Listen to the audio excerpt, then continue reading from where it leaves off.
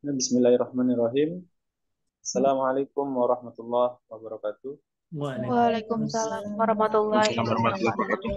wabarakatuh. Eh, Pertama-tama marilah kita bersyukur atas kehadirat Allah Subhanahu wa taala yang telah memberikan banyak kenikmatan kepada kita sehingga pada sore hari ini kita bisa menyempatkan waktu kita bertatap muka walaupun eh, lewat Zoom ya. Salawat dan salam semoga tetap tercurah limpahkan pada junjungan Nabi besar kita Nabi Muhammad SAW. Semoga terlimpah juga kepada dan kepada para pengikut.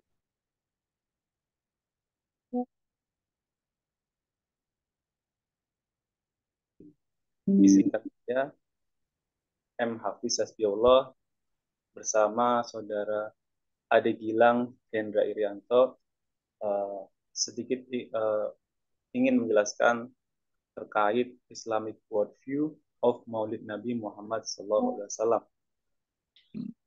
Jadi pembicaraan seputar Maulid Nabi Muhammad SAW sudah sangat sering disampaikan di berbagai kesempatan ya kan, atau mungkin di berbagai lingkungan kita masing-masing gitu kan. Mungkin sebagian orang ada yang sangat semangat gitu, sangat giat sekali mendukung perayaan Maulid Nabi Muhammad SAW dengan menjelaskan dalil-dalil syariat baginya dan juga mungkin mengungkap keutamaan-keutamaan di dalam Maulid Nabi Muhammad SAW. Tetapi ada juga bagian yang lain yang justru mungkin tidak setuju atau mungkin membantah acara Maulid ini, atau bahkan ada yang membatalkannya atau mungkin sampai menuduh pelakunya sebagai ahli bid'ah.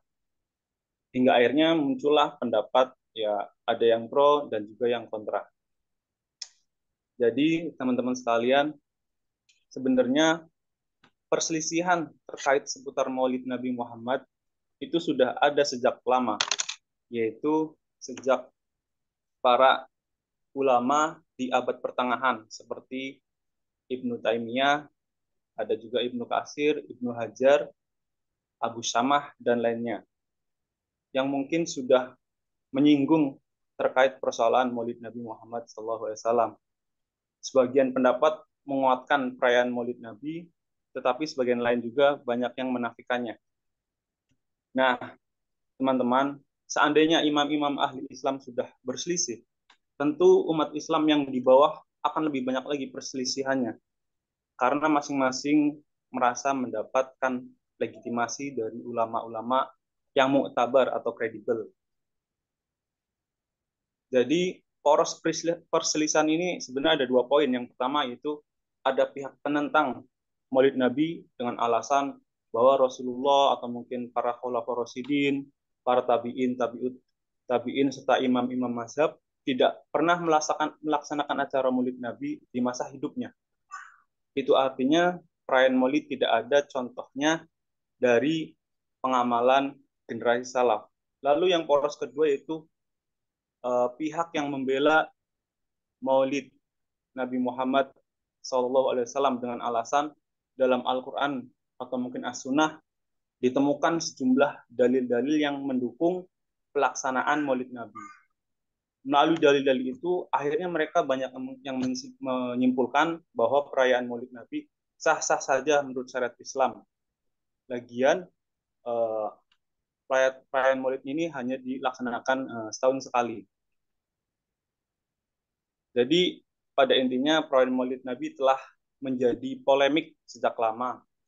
Sehingga ketika kita ingin mungkin menghentikan atau mungkin menghilangkan polemik ini rasanya sangat mustahil. Seandainya mungkin Allah tidak menghendaki polemik ini untuk berakhir gitu ya. Jadi intinya setiap manusia itu pasti mempunyai perbedaan pandangan, mempunyai argumentasi masing-masing, tetapi yang ingin saya tekankan jangan sampai dengan perbedaan ini akhirnya kita saling bermusuhan, saling terpecah belah, atau mungkin sampai bahkan merendahkan satu dengan yang lainnya. Next Mas Gilang. Di sini saya mengutip nasihat dari Quran surat Al-Hujurat ayat 11. A'udzubillahi minasyaitonirrajim. Ya ayyuhalladzina amanu la yaskhar qaumum min qaumin asa ayyakunu khairam minhum wala nisa'um min nisa in asa ayyakuna khairam minhum. Yang artinya, wahai orang-orang beriman, janganlah satu kaum mukmin mencela kaum mukmin yang lain, karena boleh jadi mereka yang dicela lebih baik daripada mereka yang mencela. Dan jangan pula sebagian wanita mukminah mencela wanita mukminah yang lain, karena boleh jadi mereka yang dicela lebih baik dari mereka yang mencela. Ini adalah sebuah nasihat yang memiliki makna yang sangat dalam untuk supaya kita sebagai orang Islam atau selaku orang Islam jangan sampai gampang terpecah belah dengan permasalahan-permasalahan yang mungkin bisa dianggap dalam kategori furu'iyah gitu lah, di permasalahan cabang. Next Mas Gilang.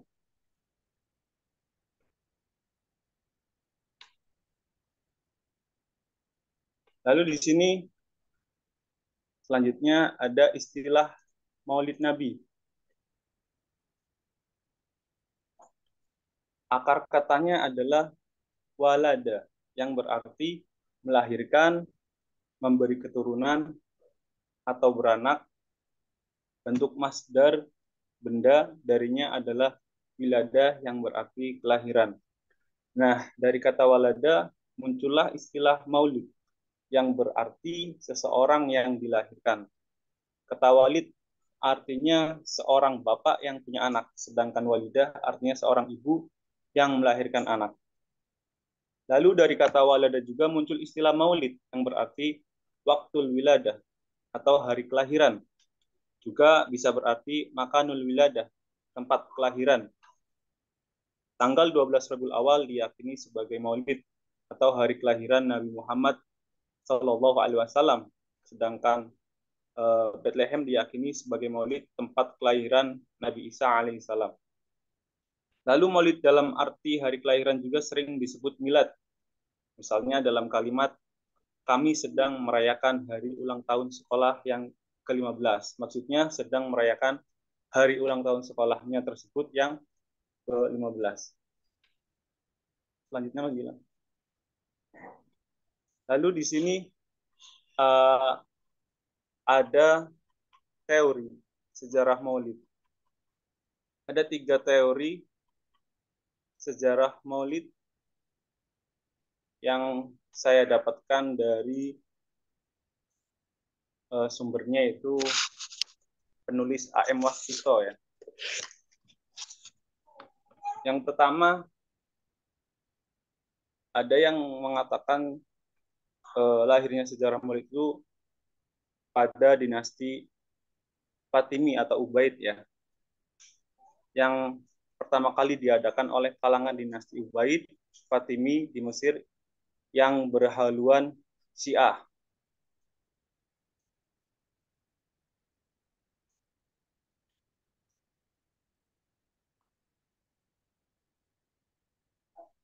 Lalu teori yang kedua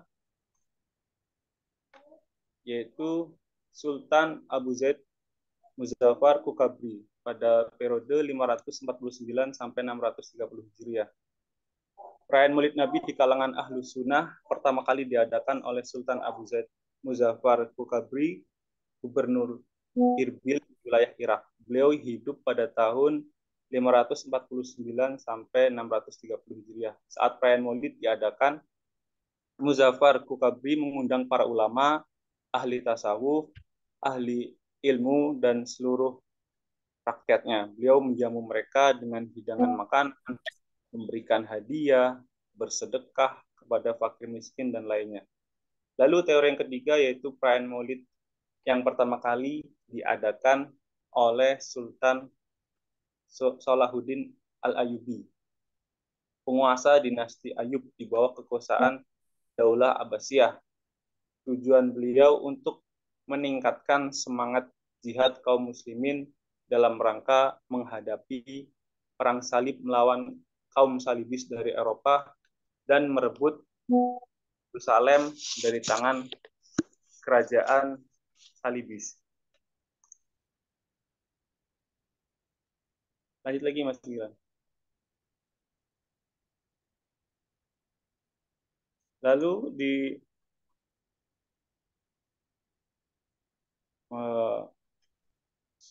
poin selanjutnya yaitu perayaan Maulid yang ada di masyarakat kita. Yaitu ada dosis peringatan paling ringan dengan memberikan ucapan selamat memperingati Maulid Nabi Muhammad Shallallahu Alaihi Wasallam yang mungkin biasanya muncul di TV-TV nasional ya.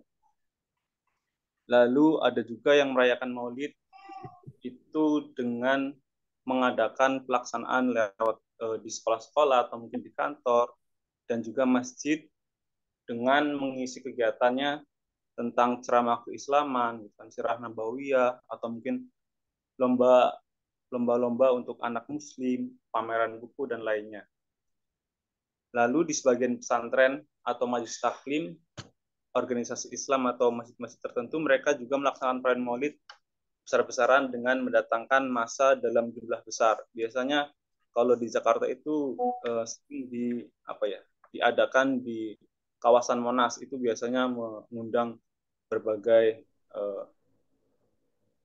massa dari wilayah sejabodetabek yang nantinya mungkin malah akan menghadirkan ribuan jamaah ketika menghadiri Maulid. Lalu ada peringatan Maulid Nabi yang kental bernuansa ritual. Biasanya diadakan oleh majelis-majelis taklim yang dipimpin oleh Habib-Habib atau mungkin oleh warga Nahdliyin. Selanjutnya, Mas.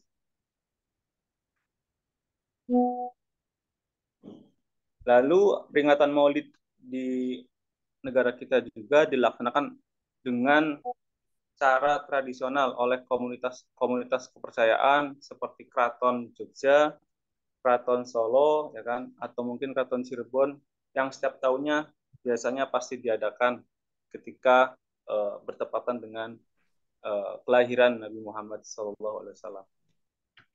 Lalu ada juga pelaksanaan Maulid Nabi yang lebih bersifat lokal dan terbatas. Artinya kegiatannya hanya mungkin diikuti oleh jamaah-jamaah tertentu saja, tidak dibuka untuk umum gitu. Lalu ada bentuk acara Maulid Nabi yang lebih modern, biasanya diisi dengan kegiatan-kegiatan ilmiah seperti seminar, simposium, diskusi panel, bedah buku dan lain sebagainya. Lalu ada yang merayakan Maulid Nabi dengan apa ya? Intinya Maulid juga sering digunakan atau dimanfaatkan oleh politikus atau mungkin oleh partai-partai politik untuk membangun pencitraan dan menggalang dukungan politik lewat kegiatan Maulid Nabi Muhammad.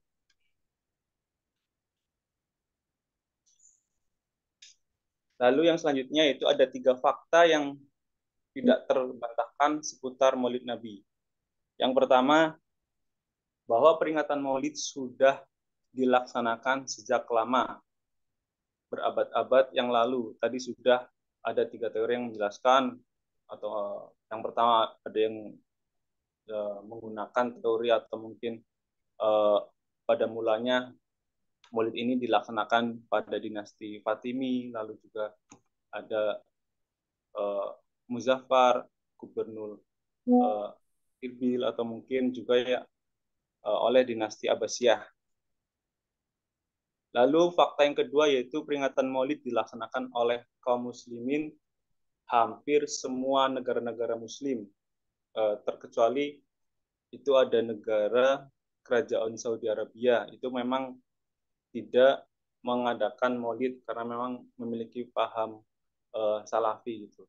Dan juga negara Afghanistan ketika pemerintahannya itu dipegang oleh Taliban. Lalu fakta yang ketiga, terkait tata cara dan pelaksanaan peringatan Maulid itu memiliki tata cara atau pelaksanaan yang berbeda-beda antara satu tempat dengan tempat yang lainnya. Tadi sudah digambarkan perayaan Maulid di lingkungan atau di masyarakat kita di negara Indonesia. Ada yang mungkin merayakan di kantor, di sekolah, atau mungkin di majelis-majelis taklim, dan masih banyak lainnya ya. Atau mungkin lewat kegiatan-kegiatan seminar dan sebagainya. Itulah tiga fakta yang memang tidak terbantahkan seputar Maulid Nabi. Lalu selanjutnya ada beberapa realita kasus, yaitu masalah akar rumput. Yang pertama ada masalah akar rumput. Masalah akar rumput yang di sini maksudnya yaitu masalah yang sering terjadi pada pelaksanaannya. Biasanya ketika Maulid itu mungkin ada sebagian penceramah atau mungkin habib-habib yang memang kadang ketika mengisi pada momen Maulid itu kadang pembawaannya atau mungkin penyampaiannya itu kadang sering sekali merendahkan atau mungkin menyerang kelompok-kelompok yang memang tidak setuju dengan adanya Maulid. Biasanya yang diserang itu kelompok ya mungkin Muhammadiyah, Salafi dan sebagainya. Lalu selanjutnya ada realita penentangan keras. Penentangan keras di sini maksudnya ialah ketika perayaan Maulid itu diadakan, biasanya di kota-kota besar atau mungkin contoh di Jakarta, kadang perayaan Maulid itu kadang sampai menutup jalan gitu untuk kegiatan Maulid yang akhirnya banyak sebagian masyarakat terganggu aktivitasnya atau mungkin terjadi kemacetan yang panjang. Walaupun kadang ketika diingatkan kadang ya beralasan ini kegiatan hanya dilaksanakan atau dilakukan setahun sekali gitu kan. Lalu realita yang ketiga yaitu momen hari libur.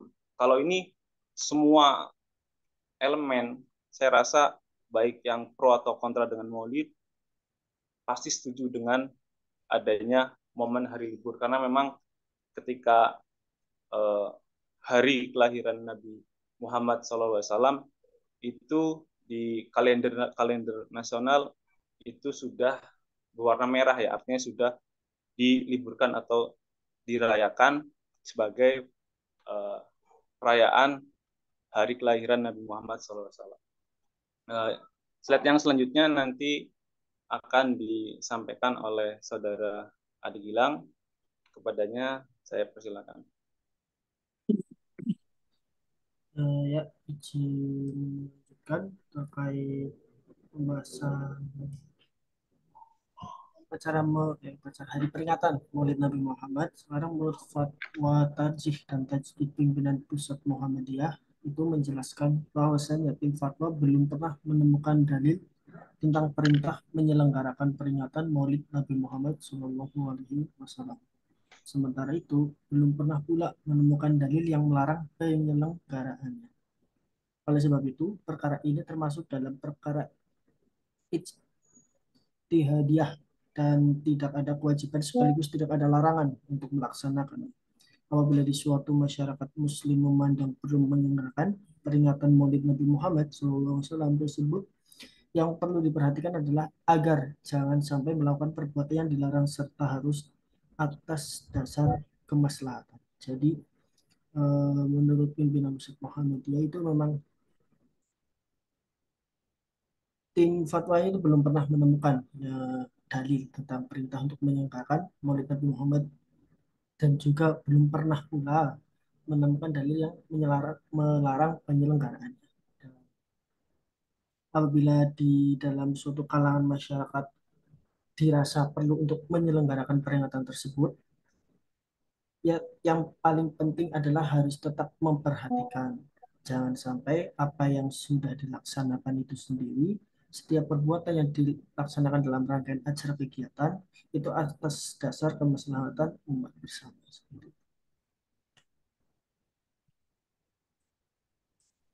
Lalu Maulid Nabi dalam perspektif Islam itu bisa dilihat dan diriwayatkan dari Umar radhiyallahu anhu. Ia berkata bahwasanya aku mendengar Nabi Shallallahu alaihi wasallam bersabda, "Janganlah kamu memberi penghormatan, memuji atau memuliakan kepada saya secara berlebihan sebagaimana orang Nasrani yang telah memberi penghormatan, memuji atau memuliakan kepada Isa putra Maryam. Saya hanya seorang hamba Allah, maka katakan saja hamba Allah dan Rasulnya." Hadis riwayat Al-Bukhari dan Muslim. Nah, dari pembahasan yang telah disampaikan oleh Mas Hafiz dan sedikit tambahan dari saya tadi itu, kami berdua mengambil kesimpulan bahwasanya eh, marilah kita memandang polemik seputar Nabi itu secara jernih dan tanpa emosi. Adanya perbedaan-perbedaan dalil dan interpretasi tidak mesti membuat kita menjadi panik. Pihak-pihak yang mendukung Maulid ya silahkan untuk mendukung selagi itu berpegang kepada dalil-dalil yang kuat. Begitu juga bagi yang menolak silahkan untuk menolak selagi berdasar hujah-hujah ilmiah yang kuat. Mari kita menyikapi perbedaan ini secara biasa saja, layaknya menyikapi perbedaan-perbedaan furu'iyah yang lain. Jadi bahwasanya tidak ada pihak yang melarang selagi memang itu baik untuk kita bersama, dan tidak ada juga seperti yang tadi dijelaskan bahwasanya ada dalil yang mengharuskan ini harus dirayakan seperti itu. Dan ketika kita mau merayakannya ya tujuan tujuan utamanya adalah untuk kemaslahatan umat muslim bersama tanpa adanya kegiatan-kegiatan yang memang tidak sesuai dengan ajaran agama Islam. Mungkin itu saja dari saya dan Mas Hafiz. Kurang lebihnya mohon maaf. Wassalamualaikum warahmatullahi wabarakatuh. Waalaikumsalam warahmatullahi Waalaikumsalam warahmatullahi wabarakatuh. Saya kira bagus yang disampaikan oleh Mas Hafid dan Mas Gilang. Jadi ya tadi kan misalnya ada yang memandang Muhammadiyah itu tidak melakukan peringatan Maulid, itu juga nggak benar. Muhammadiyah termasuk organisasi kemasyarakatan yang termasuk menerima adanya peringatan Maulid ini selama pelaksanaannya yang pertama tidak berlebih-lebihan di dalam menghormat Nabi, tidak sampai kepada kultus kepada Nabi. Yang terpenting itu. Kemudian juga tidak berlebih-lebihan pemborosan dalam, ya biasanya kan ada Maulid Nabi kemudian sampai berpesta pora, biaya tinggi kan gitu kan. Nah, selama itu tidak terjadi, peringatan Maulid Nabi satu hal yang baik saja. Jadi menggali keteladanan Nabi, menggali ajaran-ajaran Nabi untuk dipraktekkan dalam kehidupan sehari-hari. Itulah Maulid Nabi ala Muhammadiyah. Jadi peringatan Maulid Nabi diisi dengan tazkirah, bagaimana tidak dikemukakan dalam fatwa ya, dalam fatwa tarjih, bahwa fatwa tarjih untuk tim fatwa majelis tarjih menyatakan tidak pernah menemukan dalil-dalil yang menunjukkan larangan daripada pelaksanaan Maulid Nabi itu. Tapi juga tidak ada dalil yang memerintahkannya. Maka itu suatu bagian dari ijtihadiyah. Karena tidak langsung berkaitan dengan ibadah khusus atau ibadah mahdhah. Jadi itu sifatnya namanya masalihul mursalah atau al-maslahah al-mursalah. Jadi kemaslahatan yang diciptakan di masa setelah Rasulullah yang mengandung kebaikan bagi agama. Nah, termasuk apa namanya itu hampir sama lah, kita bikin universitas. Universitas ini nggak ada perintahnya bikin universitas. Tapi kita bikin universitas dalam rangka membekali ilmu generasi bangsa, generasi umat. Nah, jadi itu saya kira sudah bagus. Tapi mungkin kalau ada yang mau bertanya, silahkan kepada Mas Hafid atau Mas Gilang. Ada yang mau bertanya?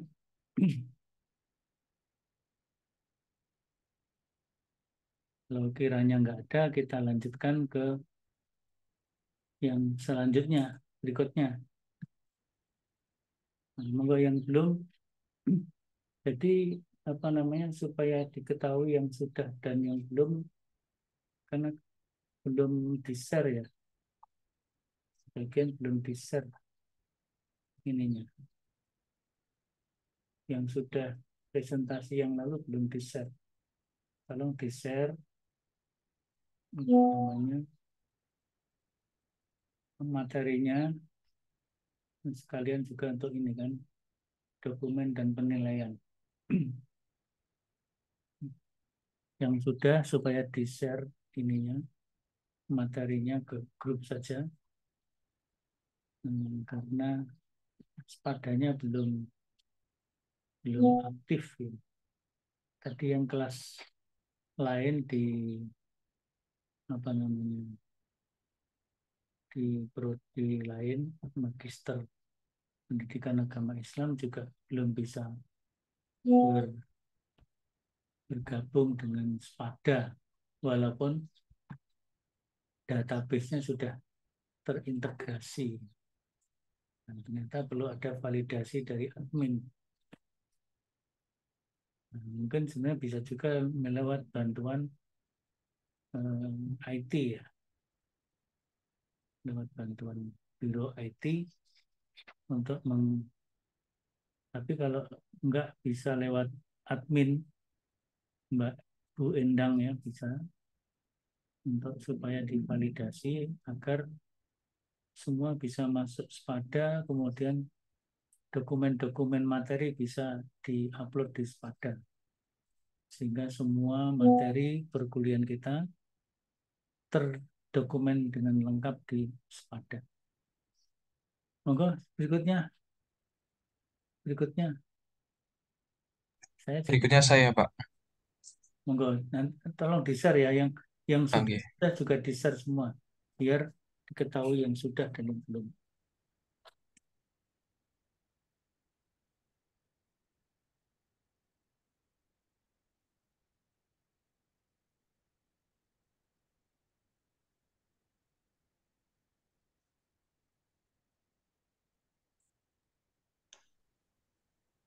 Ya, bagus. Oke. Rizal, monggo. Bismillahirrahmanirrahim. Assalamualaikum warahmatullahi wabarakatuh. Waalaikumsalam warahmatullahi wabarakatuh. Alhamdulillah, di kesempatan kali ini di sore hari kita masih diberi kesempatan untuk melaksanakan perkuliahan yang dilanjutkan hasil mini riset yang akan saya presentasikan dengan Saudara Krisna, yaitu mengenai pinjaman online. Ya, di sini judulnya adalah pinjol bukan muamalah yang dibenarkan.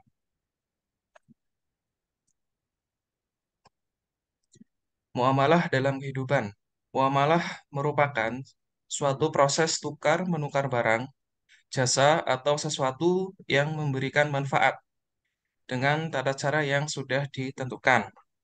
Termasuk dalam muamalah yaitu perniagaan jual beli, kemudian jual beli merupakan suatu bentuk dasar dari kegiatan ekonomi manusia dan merupakan suatu aktivitas yang sangat dianjurkan dalam ajaran Islam.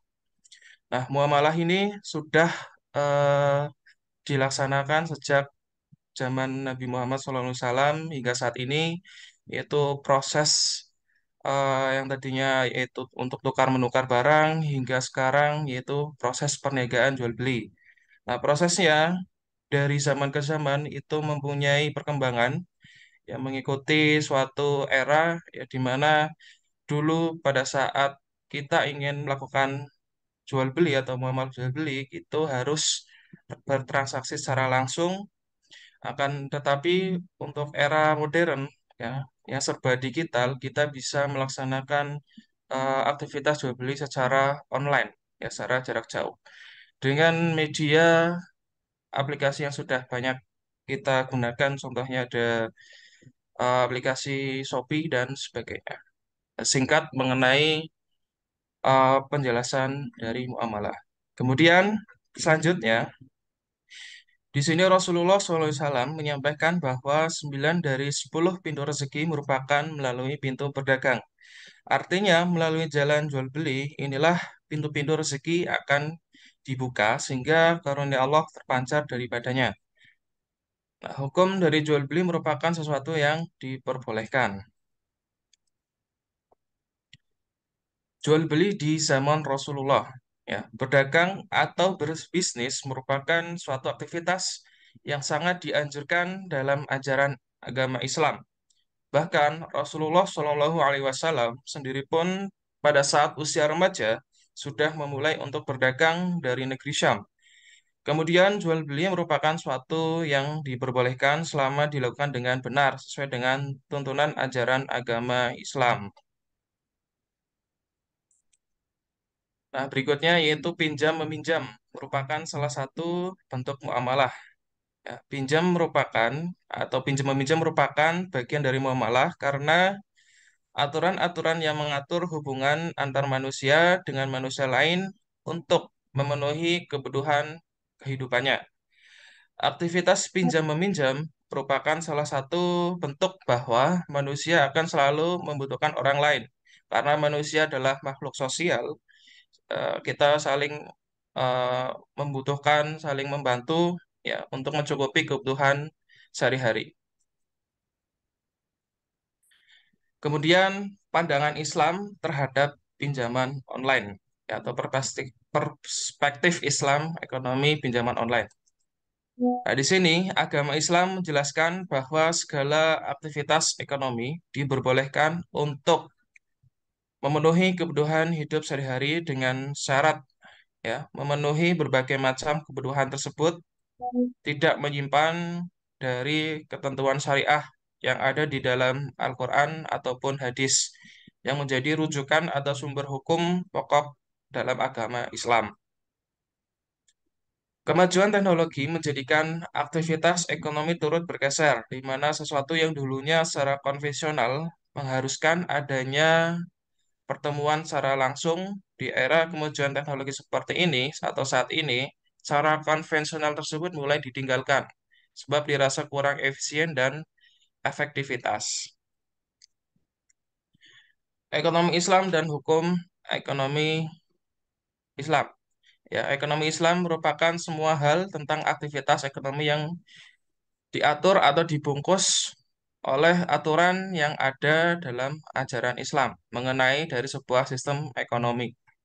Hukum ekonomi Islam merupakan hukum yang mengatur akan segala hal yang berkaitan dengan sistem ekonomi Islam berdasarkan Al-Quran dan hadis serta istihad para ulama. Kemudian berikutnya ada prinsip ekonomi Islam.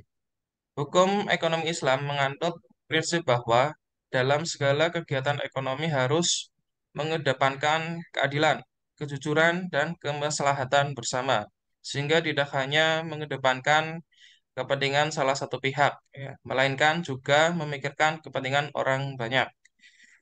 Kemudian selain itu di dalam Islam juga sudah diterangkan bahwa kita sebagai sesama Muslim harus saling berbagi, tolong menolong dalam segala hal dan tidak boleh memberatkan satu sama lain atau menyulitkan, sehingga terjalin bekerja sama dalam hal kebaikan, terutama dalam bermuamalah.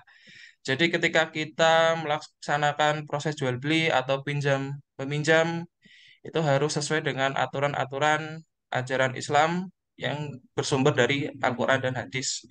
Ya, contohnya ketika kita melaksanakan jual beli, kita tidak boleh memberatkan timbangan yang seharusnya eh, sudah terukur, ya kita tidak boleh menambahkan atau mengurangi dari timbangan tersebut. Kemudian kaidah utama fikih dalam ekonomi. Ya, di sini haram memakan barang orang lain secara batil. Ya, sebagaimana yang Allah firmankan dalam Al-Quran surat An-Nisa ayat 29 yang artinya, hai orang-orang yang beriman, janganlah kamu saling memakan harta sesamamu dengan jalan yang batil. Kemudian juga diriwayatkan dalam hadis Imam Ahmad dalam musnadnya dari kitab bin Ujrah radhiyallahu anhu juga menjelaskan bahwa Rasulullah SAW bersabda, sesungguhnya tidak akan masuk surga daging yang tumbuh dari harta yang haram. Ya, neraka lebih pantas untuknya. Kemudian meringankan dan memudahkan, bukan memberatkan dan menyulitkan.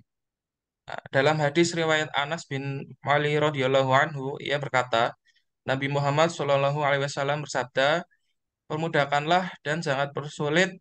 Ya, kemudian berilah, buatlah mereka gembira dan jangan buat mereka lari. Ya, muttafaqun alaih. Kemudian berikutnya ada prinsip ekonomi dalam fikih muamalah yang akan disampaikan oleh saudara Krisna. Monggo dipersilakan. Oke, terima kasih Mas Arief. Mohon izin Pak dosen dan teman-teman untuk menyampaikan lanjutan presentasi dari kelompok kami sampai kepada prinsip ekonomi dalam fikih muamalah, ngoten nggih. Bahwa prinsip kebolehan atau mubah. Nah, ini adalah prinsip ekonomi dalam fikih muamalah, yaitu berbagai jenis muamalah hukum dasarnya adalah boleh sampai ditemukan dalil yang melarangnya. Nah, hal ini berarti selama tidak ada dalil yang melarang suatu muamalah, maka muamalah tersebut boleh dilaksanakan. Ini adalah prinsip pertama. Kemudian prinsip kemaslahatan umat manusia. Ini artinya bahwa setiap muamalah yang dilakukan itu harus berdasarkan pada pertimbangan mendatangkan kemaslahatan dan kebermanfaatan. Nah, ini syaratnya kalau yang prinsip pertama mengenai mubah atau kebolehan, yang kedua adalah kebermanfaatan. Serta tentunya menghindarkan kemudaratan dalam kehidupan masyarakat. Ya, bahwa kemaslahatan dan kemudaratan memang suatu hal yang berbeda begitu ya, bertolak belakang. Ini menjadi prinsip kedua dari ekonomi dalam fikih muamalah. Nah, prinsip ketiga adalah prinsip kebebasan dan kesukarelaan. Nah, ini perlu digarisbawahi di poin kesukarelaan bahwa setiap muamalah yang dilakukan itu secara bebas dan sukarela. Artinya tanpa mengandung unsur-unsur paksaan gitu. Oke, selanjutnya. Nah, prinsip adil dan berimbang. Prinsip ini mengandung arti bahwa setiap muamalah dilaksanakan dengan pemelihara atau memelihara prinsip keadilan. Tidak boleh mengandung unsur penipuan, penindasan, dan pengambilan kesempatan dalam kesempitan. Transparansi, kejujuran, sikap amanah dalam sebuah muamalah itu yang menjadi poin dari prinsip adil dan berimbang ini. Kemudian prinsip tauhid unity ya, adalah dasar utama dari setiap bentuk bangunan yang ada dalam syariat Islam. Prinsip tauhidi ini ketauhidan bahwa setiap bangunan dan aktivitas kehidupan manusia harus didasarkan pada nilai-nilai tauhidi. Ini maksudnya adalah menggambarkan bahwa kita selaku makhluk sosial, makhluk yang berinteraksi begitu, ketika melakukan muamalah tentu harus mengingat ketauhidan bahwa setiap yang kita lakukan, apapun yang kita lakukan itu diawasi oleh Rabb semesta alam. Ini menjadi sebuah dasar daripada tindakan-tindakan kita dalam sebuah muamalah. Nah, kemudian prinsip kerjasama sistem bagi hasil, profit and loss sharing. Nah, ini yang banyak menjadi perbincangan di antara para pegiat-pegiat ekonomi, apalagi ekonomi syariah, bahwa seperti yang terdapat dalam praktik perkongsian menggunakan akad mudharabah, akad musyarakah, dan akad ijarah, ada lagi dan sebagainya. Ada beberapa akad-akad dalam Islam, dalam ekonomi Islam, yang kemudian mengatur mengenai muamalah terhadap ekonomi umat Muslim. Gitu. Selanjutnya, oke. pembahasan lebih mendalam mengenai pinjol atau pinjaman online nggih, bahwa jerat pinjaman online kembali memakan korban. Ini refleksi yang perlu kita cermati begitu. Bahwa bujuk rayu pinjaman dana yang mudah dari perusahaan pinjaman daring atau yang biasa kita kenal dengan fintech, financial teknologi ya, semakin menggiurkan bagi masyarakat. Apalagi persyaratan yang dibutuhkan sangatlah mudah dan tidak memerlukan jaminan kepemilikan, membuat banyak masyarakat terjerumus pada skema yang dikira menguntungkan, namun sebenarnya justru sangat merugikan. Ya, mungkin ada yang sudah mengetahui bahwa pinjol atau pinjaman online itu memiliki syarat yang lumayan ringan begitu, karena dasar dari syarat yang ada itu hanya KTP dan foto diri begitu ya. Berbeda dengan lembaga peminjaman yang lain atau dalam hal ini perkoperasian dan perbankan yang kadang KTP perlu dilampirkan, KK perlu dilampirkan, agunan, sertifikat atau surat-surat berharga perlu dilampirkan. Berikut dengan BI checking yang perlu di tracking begitu.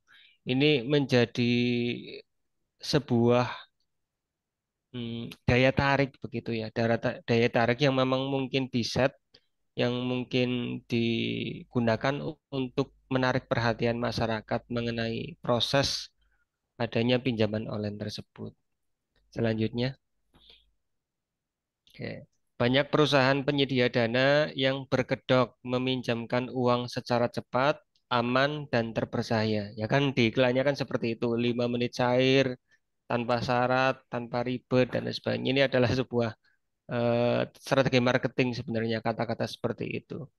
Nah, dengan menerapkan sistem pengajuannya sangat mudah, hanya tinggal upload data pribadi dan uang akan segera cair. Dan ini memang nyata di praktek pinjaman online begitu ya. Syarat yang kita ajukan itu hanya sekedar scan KTP asli dan foto diri, setelah itu uang akan masuk ke rekening kita. Semudah itu tanpa adanya survei, tanpa adanya hal-hal lain yang mungkin ya masyarakat kita, masyarakat sekitar kita, masyarakat Indonesia kan maunya yang praktis kan seperti itu. Oke, namun di balik itu semua sebenarnya perusahaan penyedia dana yang ilegal tersebut sudah merancang sistem tagihan yang bahkan lebih kejam dari seorang pembunuh. Umumnya perusahaan tersebut menerapkan bunga yang sangat tinggi dan juga menggunakan data pribadi nasabah untuk mempermalukan nasabah tersebut di hadapan banyak orang dalam penagihan hutang.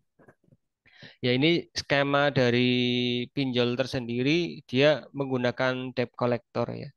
Jadi dia menggunakan debt collector yang bertugas untuk menghubungi si debitur atau peminjam ketika si peminjam itu melewati masa pembayaran atau jatuh tempo pembayaran dengan cara menekan, dengan cara menakut-nakuti, dengan cara mengancam bahkan menyebarkan data-data pribadi milik si yang meminjam atau debitur ibaratnya ya. Nah, ini menjadi sebuah kekhasan daripada sisi pinjol tersebut yang memang lain daripada yang lain setelah adanya pinjam meminjam di luar daripada pinjaman online. Selanjutnya, oke, ini sebuah studi langsung, bukan secara langsung ya, artinya kita bayar referensi bahwa heboh nasabah pinjol bunuh diri. Siapa di balik ada kami? Ini aplikasi yang kemarin sempat nge-in, sempat diberitakan yang diupload di salah satu portal tanggal 20 September 2023. Ya, selanjutnya mungkin kita bisa teliti bahwa ini pinjaman online, pinjol, lending PT Pembiayaan Digital Indonesia atau ada kami tengah jadi sorotan. Usai laporan proses penagihan hutangnya diduga memakan korban. Ini sebagai informasi jagat X ya, aplikasi X atau yang dulunya disebut dengan Twitter, itu dihebohkan dengan cuitan akun dari Rakyat versus Pinjol yang menceritakan adanya korban meminjam uang di Ada Kami sebesar 9,4 juta dan harus mengembalikan tagihan sekitar 19 juta. Jadi realisasinya 9,4 juta, pengembaliannya 19 juta. Artinya 2 kali lipat dari realisasi, 2 kali lipat dari pencairan pendanaan yang ada. Nah, ngerinya di situ. Nah, dalam kesaksiannya, ada kami memberikan pinjaman dengan bunga 0,4% per hari, ini per hari ya, dan biaya admin 100%. Dengan modus itu, ada kami di Tenggarai yang melakukan penetapan bunga terselubung. Selain itu, pihak debt collector ada kami juga disebut meneror korban dengan cara yang tidak manusiawi. Teror itu berlanjut ke keluarga dan kerabat bahkan setelah korban telah meninggal dunia. Ya. Ini meninggal dunianya karena bunuh dirinya karena takut, takutnya karena ditagih. Ditagihnya tagih oleh debt collector dari pinjol tersebut. Jadi entah apa yang memang ada di pikiran mereka dengan cara menakut-nakuti tersebut, debitur akhirnya meninggal. Nggak tahu ini juga penyelesaiannya akan seperti apa, kan begitu. Ya, selanjutnya.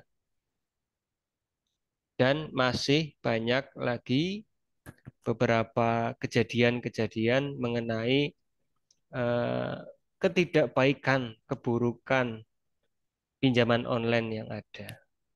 Ya, selanjutnya dapat kami simpulkan bahwa berdasarkan analisis kaidah fikih muamalah di atas, disimpulkan bahwa sistem yang dilakukan oleh fintech pinjaman online ini tidak sesuai dengan fikih muamalah, dikarenakan sistem perjanjian dan penagihan dan juga pembayaran pinjaman yang dilakukan masih belum memenuhi prinsip-prinsip yang sesuai dengan fikih muamalah. Nah, pinjol melanggar transparansi aman hanya sebuah muamalah dengan menetapkan bunga-bunga di luar daripada kesepakatan.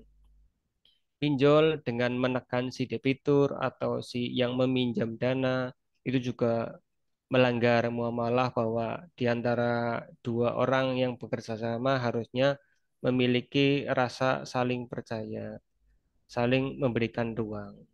Sudah jelas bahwa tinjauan pinjol tidak sesuai dengan muamalah yang diatur oleh agama Islam tanpa kami mengarahkan diskusinya atau mini risetnya ke arah hukum dasar begitu ya. Kalau kita arahkan ke arah hukum dasar nanti akan merambah ke antara halal haram, antara riba dan nggak riba, antara syariah, antara konvensional dan lain sebagainya. Kami ingin menyampaikan sederhana saja mengenai dampak-dampak yang dialami oleh korban pinjaman online atau dalam hal ini debiturnya itu sendiri. Begitu kurang lebih saya cukupkan. Assalamualaikum warahmatullahi wabarakatuh. Waalaikumsalam warahmatullahi wabarakatuh. Ini kayaknya menarik untuk didiskusikan. Saya persilahkan untuk ada yang komen gitu. Satu saja karena waktunya ya. Monggo satu orang saja untuk berkomentar, bisa tanya, bisa ini tentang pinjol ini. Silakan. Monggo Mas Hafid.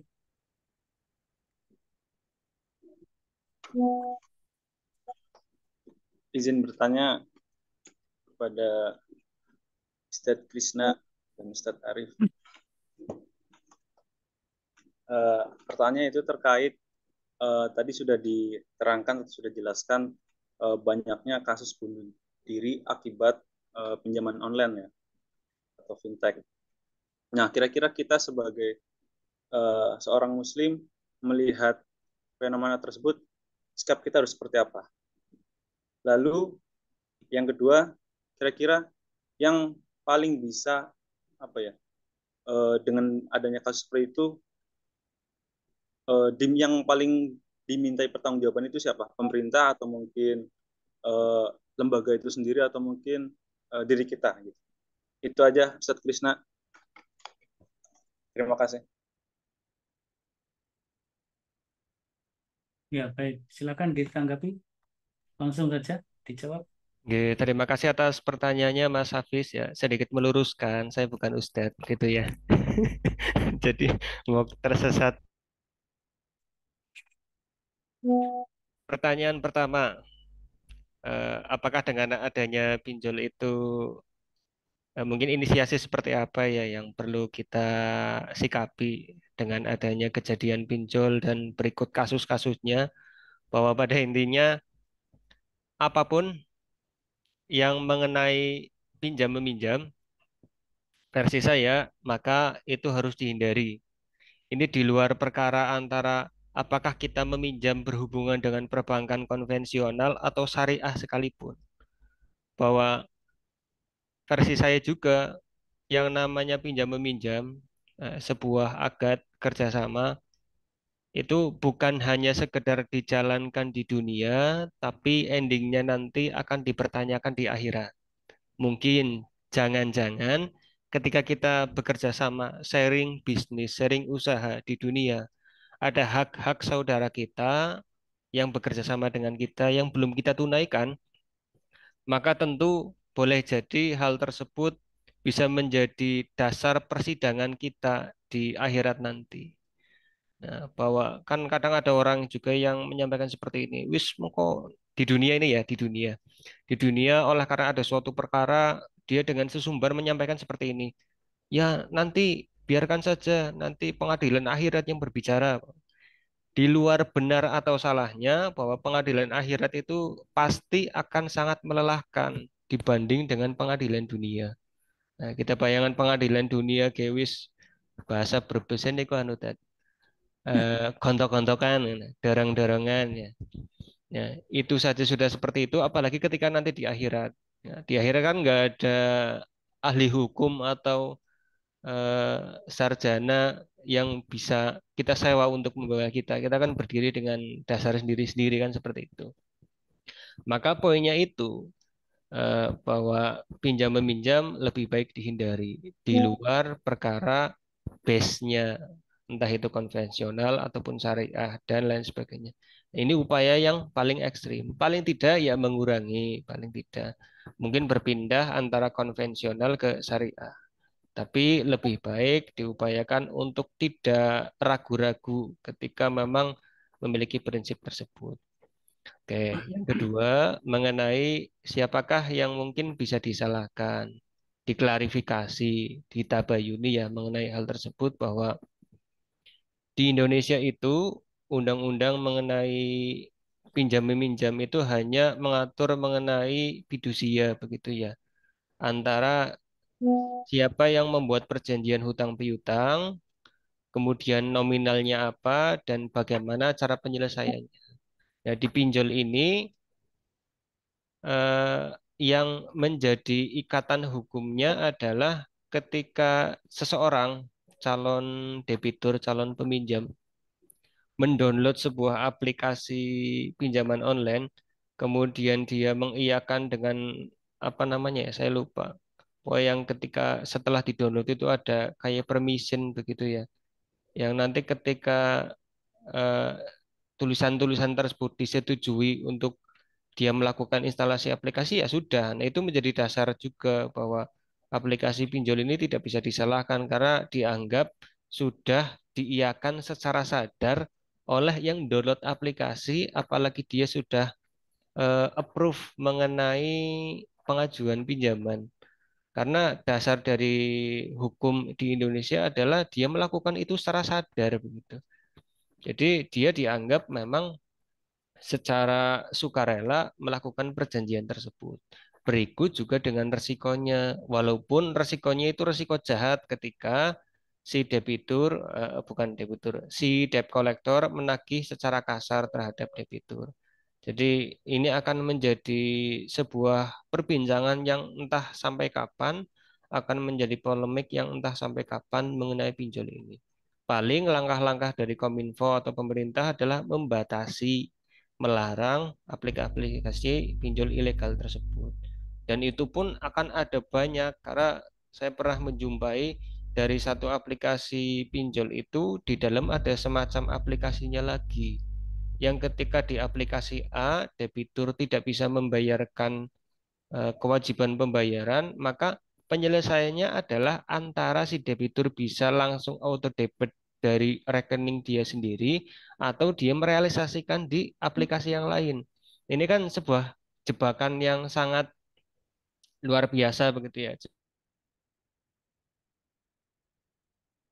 Kenapa kadang satu debitur itu memiliki beberapa akun pinjol, memiliki beberapa kali realisasi, sehingga pada akhirnya dia terjerat sendiri.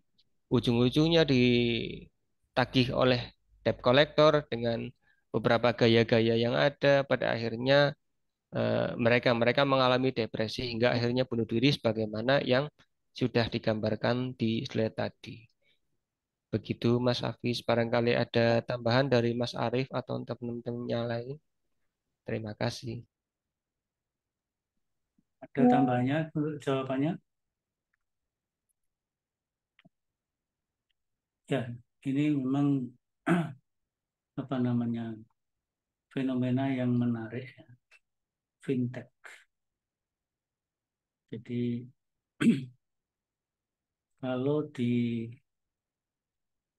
Dewan Syariah Nasional MUI, DSN MUI itu memang sudah ada juga apa namanya fatwa tentang fintech ini. Jadi fintechnya tentu fintech syariah.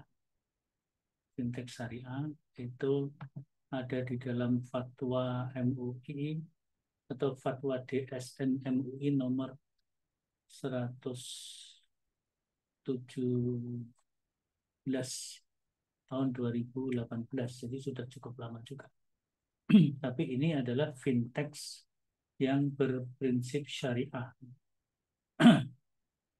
Tentu akan berbeda dengan fintech konvensional yang menggunakan sistem ribawi ya, sistem ribawi. Mungkin juga persyaratan-persyaratannya juga apa namanya sudah berbeda karena prinsip dalam syariah itu harus menghindarkan hal-hal yang misalnya ada unsur maisir. Maisir itu seperti judi.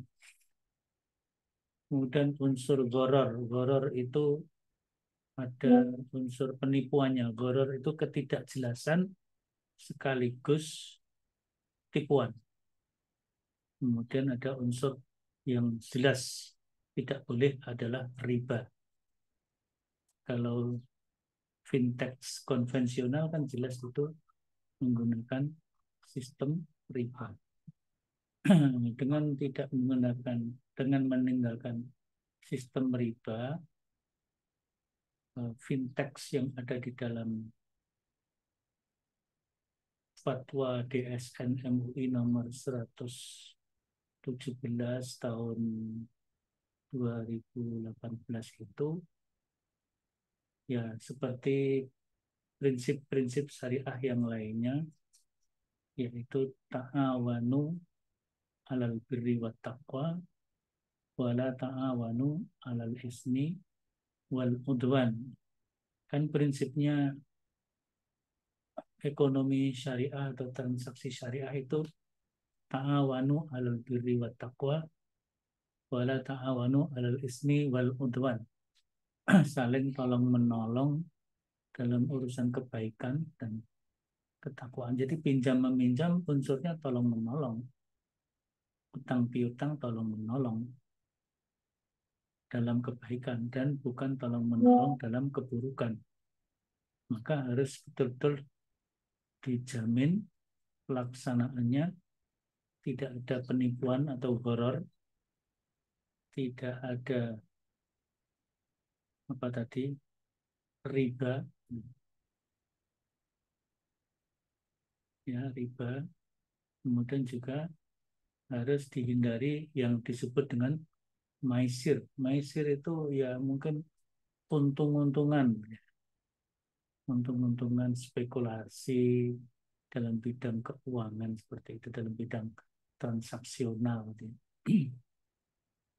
Itu sudah banyak dibahas di dalam berbagai jurnal tentang apa namanya dimensi kesyariahan dari fintech syariah yang apa namanya sekarang banyak diterapkan di marketplace syariah, termasuk beberapa akad-akad ya, akad-akad muamalah yang semula dilakukan di dalam apa namanya dalam bursa-bursa atau pasar-pasar yang sifatnya offline langsung bertemu secara offline. Sekarang sudah dikembangkan juga marketplace yang bersifat online. Ya, seperti yang kemarin ada pembahasan di Magister Hukum Ekonomi Syariah itu ada 5 tesis yang membahas tentang transaksi, ada yang akad salam, kemudian namanya akad apa saya lupa itu, yang model COD itu, COD cash and delivery itu masuknya nanti ada akad ijaroh, ada akad musyarakah dan sebagainya. Nah, kemudian yang tadi ada akad salam. Akad salam itu kan pemesanan barang yang seseorang harus membayar terlebih dahulu, baru nanti barangnya akan diberikan kemudian. Beda lagi nanti dengan akad istisna, pesan barang. Jadi ini ada beberapa. Nah, pinjaman online itu banyak mandorotnya memang, apalagi kalau itu dilakukan di luar prinsip-prinsip syariah.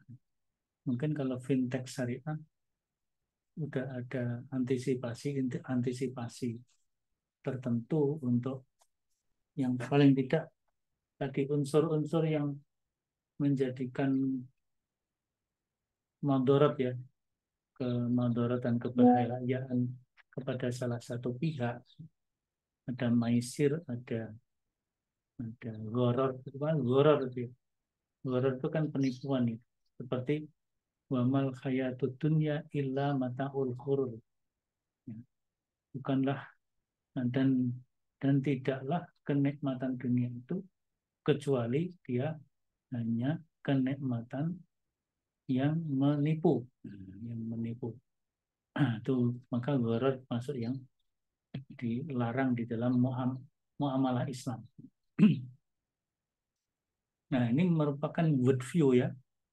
Worldview Islam dalam kegiatan ekonomi.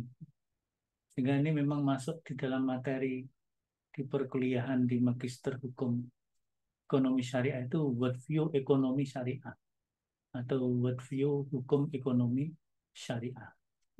Ya, kita akan worldview ini hanya untuk membahas bagian kecil di depan bahwa Islam itu, bahwa dinul Islam itu membentuk utama worldview dalam kehidupan kita. Maka dalam hukum ekonomi syariah pun berangkat dari worldview Islam. Nanti dalam bidang informasi juga begitu ya. Majelis Tarjih sudah menyusun fikih informasi yang di dalamnya berangkat dari worldview Islam tentang informasi dan informatika, juga etika komunikasi gitu. Nah, sehingga Majelis Tarjih itu sudah mencoba merumuskan banyak hal, termasuk tadi fikih informasi. Maka Magister Informatika perlu mencari itu. Bukan sekedar fatwa, tapi sudah berbentuk fikih. Sehingga itu dibahas dalam satu forum yang besar, yaitu Musyawarah Nasional, menghadirkan ulama-ulama seluruh Indonesia, bahkan juga ulama luar negeri untuk sebagai narasumbernya, kemudian dirumuskan kaidah-kaidah pokoknya, usulnya, kemudian sampai kepada bentuk-bentuk tuntunan praktisnya. Mungkin Magister Informatika mahasiswanya belum mencari itu. Fikih informasi perspektif tarjih Muhammad. Ya saya kira itu ya, saya kira bagus. Ini pinjol, ini bagian dari worldview ekonomi atau muamalah Islam ya, worldview dalam agama Islam. Baik, dilanjut berikutnya. Yang belum tinggal siapa ini yang belum? Biar habis hari ini kalau bisa. Habis hari ini untuk presentasi. Mas Arif Lukman sudah? Saya nggak hafal yang sudah siapa. Sudah, Pak. Yang belum tinggal siapa? Saya Ustadz. Monggo, silakan. Saya dan Mas Arsyad Iya. izin mempresentasikan.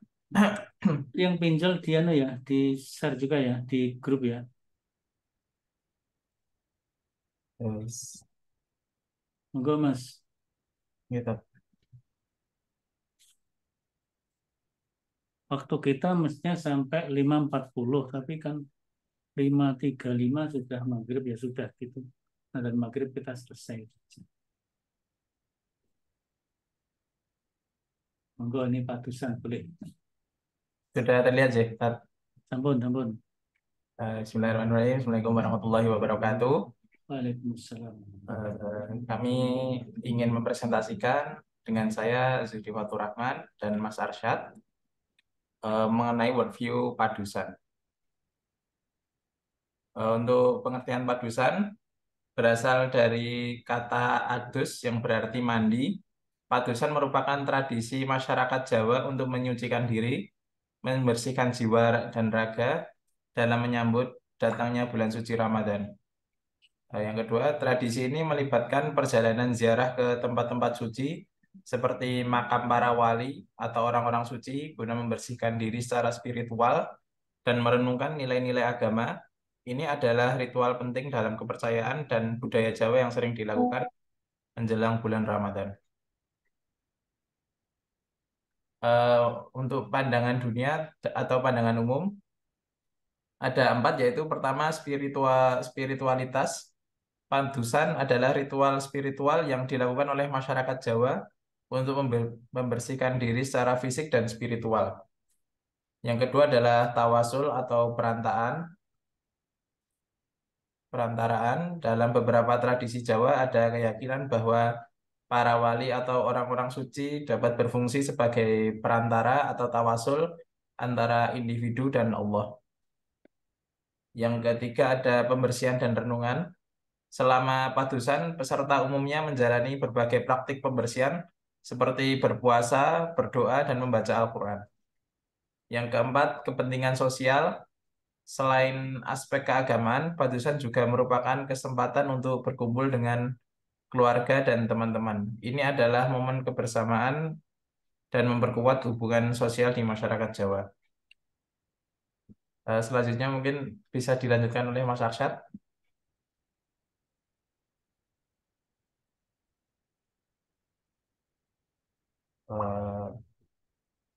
Baik, saya lanjutkan. Mas Arsyad tadi izin masih di kereta.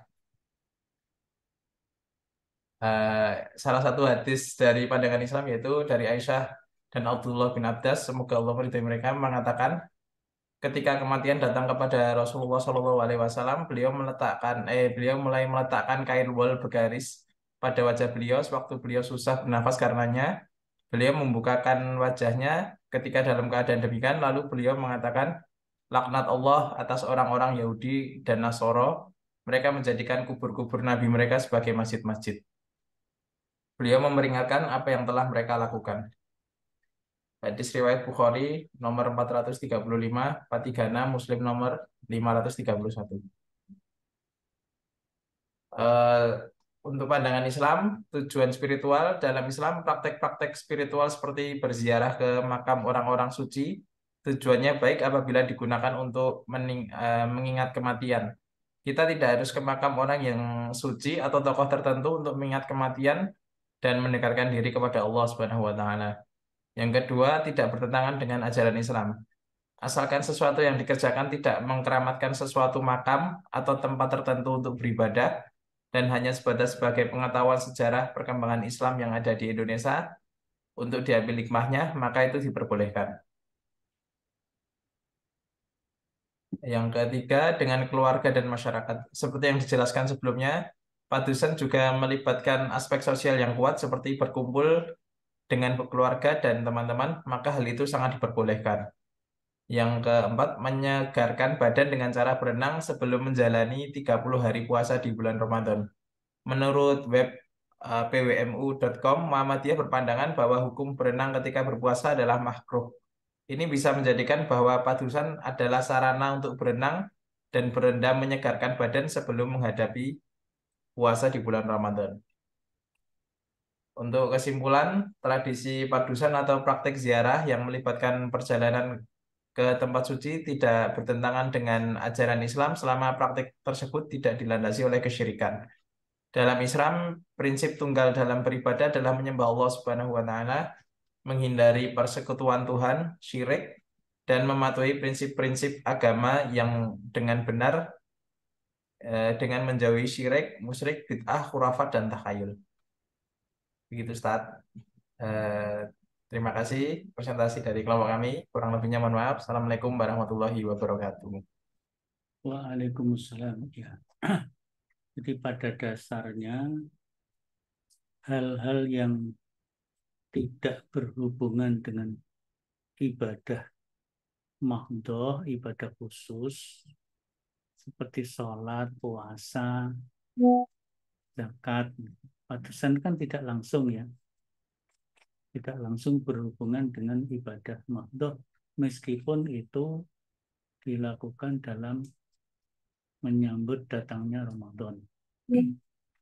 Selama dalam melaksanakan tidak melakukan hal-hal baik itu sifatnya akidah, sifatnya ibadah, termasuk sifatnya akhlak dan moral, ya. Akhlak dan moral tidak menyimpang dari ajaran Islam, maka tidak apa-apa. Dibolehkan ya. Karena al aslu fil asya al ibahah.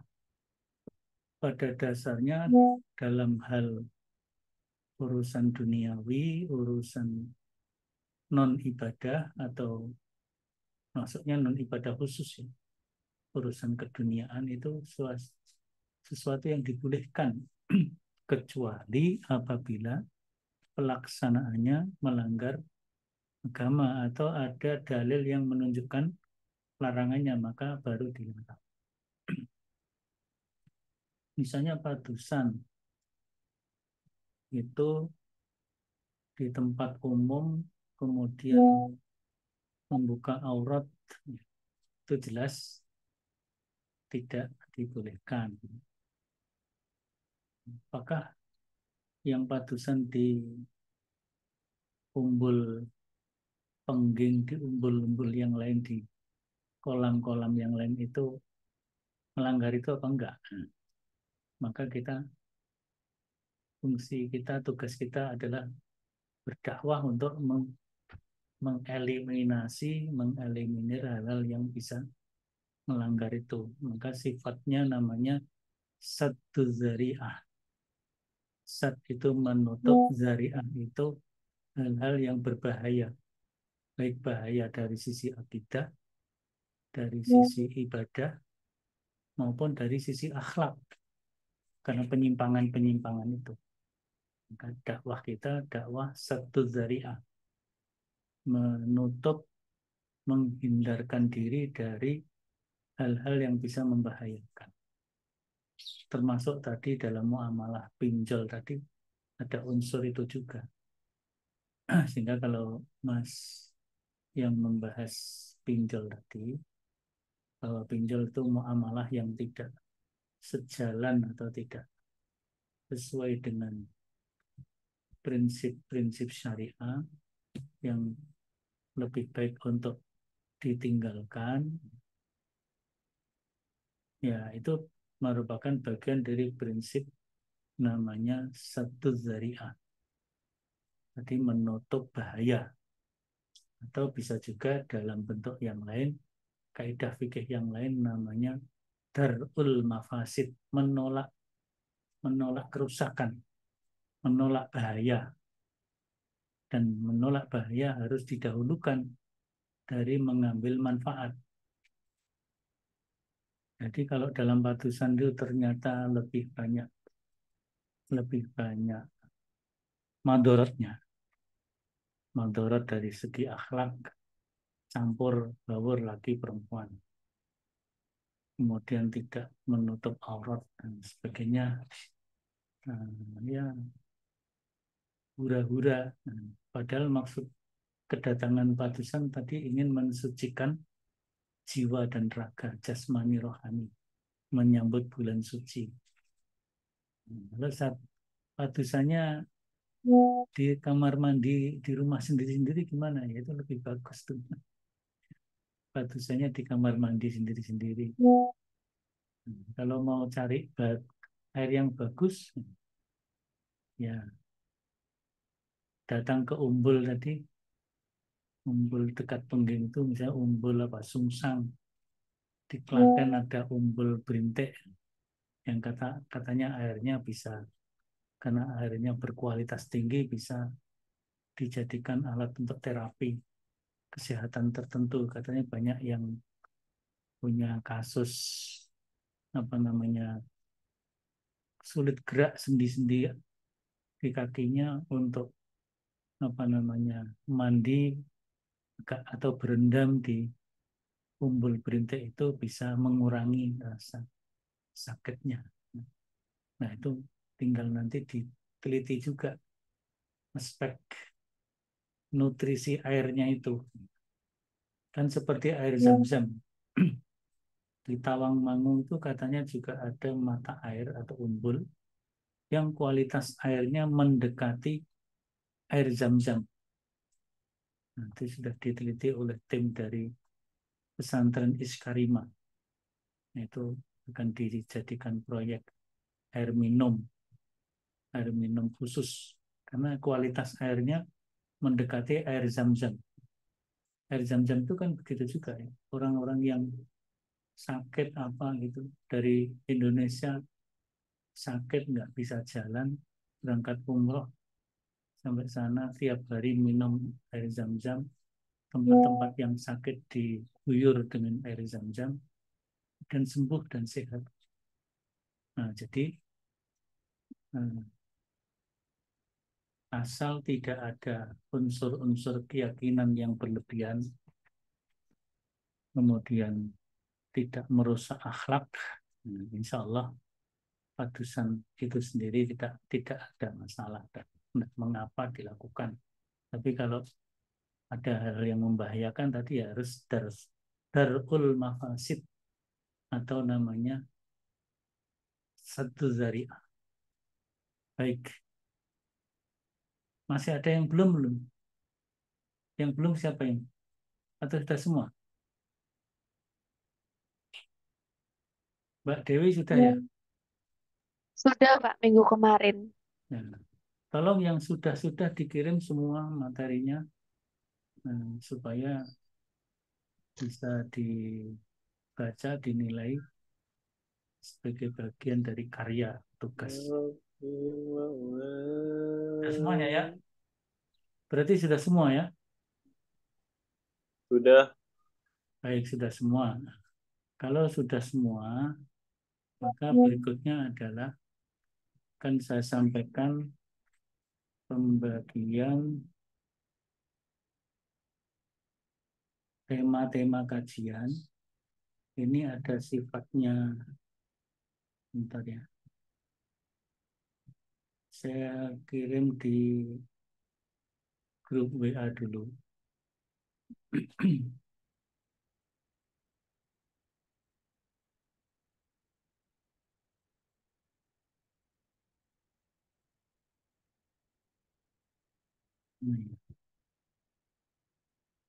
Ini berada di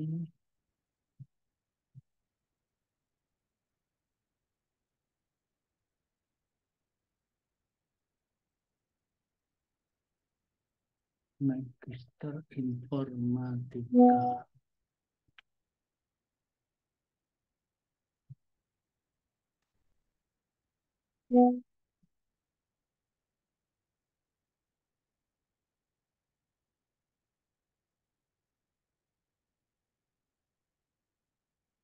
Semester ke 6.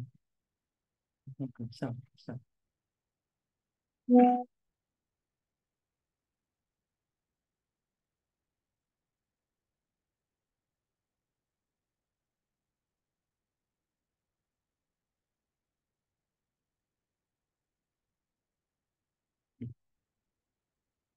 Muncul.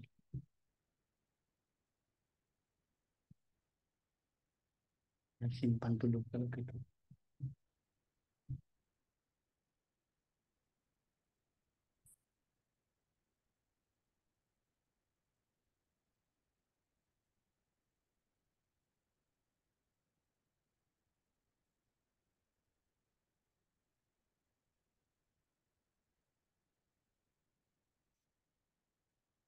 Jadi ini mulai minggu depan itu udah terdengar adzan ya maghrib.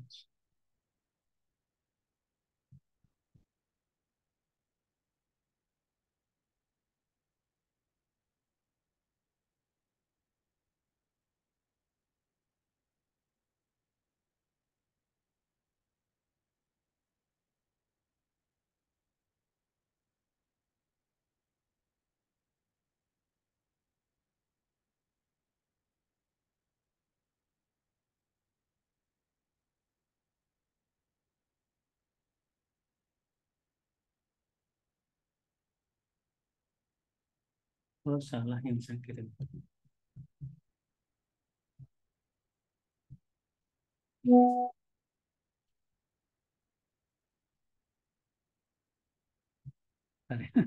Yang dikirim salah.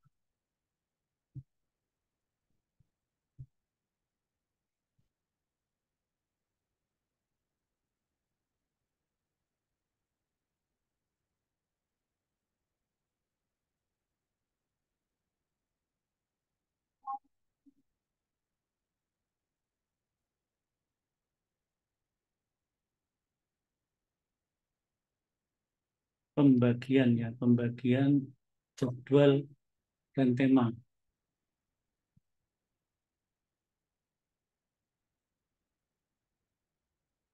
Sebentar, agak sedikit. Hmm,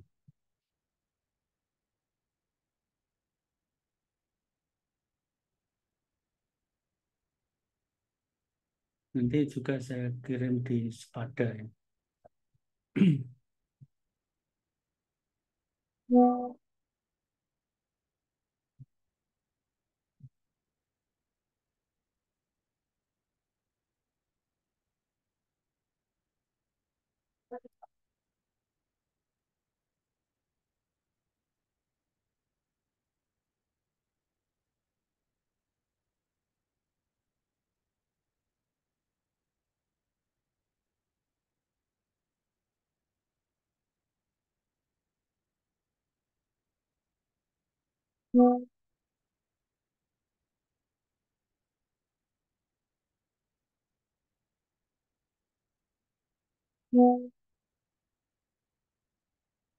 Nah ini pembagiannya. Jadi mulai tanggal 13 ini sudah ada pemakalahnya. Ada yang dalam satu hari dua, ada yang satu hari satu saja. Kemudian di pertemuan terakhir, dua pertemuan terakhir adalah kelompok ya, kelompok. Kelompok 1, 2, 3, 4 ini sudah ada anggotanya, bisa diatur kalau mau berubah. Mau dirubah kelompoknya monggo, tinggal dilaporkan saja. Ini sementara seperti itu. Kita berakhir nanti 13 Januari 2024. Pas 14 pertemuan. Saya kira itu untuk pertemuan hari ini. Pertemuan yang akan datang dengan tema konsep dan karakteristik dinul Islam. Makna iman Islam, konsep tauhid dalam kehidupan muslim. Mas Yudi ya. Mas Yudi satu orang saja. Nanti banyak diskusi dan saya berikan catatan. Saya kira begitu untuk pertemuan hari ini. Nah, kalau habisnya kan 5.40 ya. Jam 5.40 ini sudah jam 5.37 dan sudah azan, kita cukupkan. Kita tutup bersama dengan doa kafaratul majlis. Subhanakallahumma wa bihamdika Barakallahu asyhadu fika. an la ilaha illa anta Astagfirullah wa atubu ilaik. astaghfiruka wa atubu ilaik. Walhamdulillahirabbil alamin. Wassalamualaikum warahmatullahi wabarakatuh. Waalaikumsalam Waalaikumsalam warahmatullahi wabarakatuh. warahmatullahi wabarakatuh. Terus Ustaz.